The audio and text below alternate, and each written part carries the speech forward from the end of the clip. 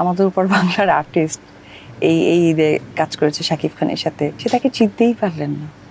তো যেখানে কিনা হিরো আলমকে মানুষ ভালোভাবে চেনে, তাকে নিয়ে দুটো কথা বললে, কন্টেন্ট ক্রিয়েট করলে ভিউ হয়, যারা ভিউ নিয়ে চিন্তা করে বা ভিউ থেকে একটা ডলার ইনকামের চিন্তা করে, তো তাকে চিনতে পারলেন না। ডিরেক্টরকে নাকি জিজ্ঞেস করছিলেন যে পার্সনটা কে।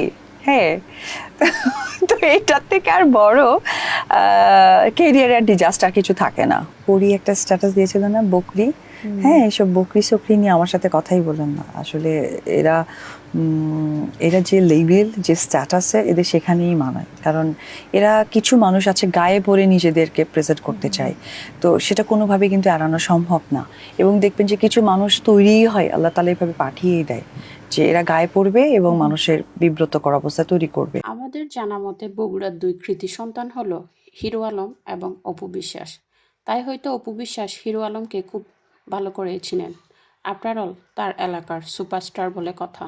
হিরো আলমকে যেমন মানুষ উল্টাপাল্টা কাজের জন্য চিনেন, হিরো আলমের অকাদ্য গান এবং সিনেমার জন্য চিনেন, তেমনি হয়তো অপু বিশ্বাসকেও অকাদ্য সিনেমার জন্য অনেকেই চিনেন।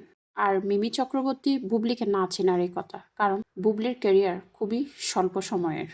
কিন্তু আপনি অপু বিশ্বাস কি এমন সিনেমা আমাদেরকে উপহার দিয়েছেন যেটা দিয়ে আপনি বিশ্ব দরবারে আপনাকে চিনবে?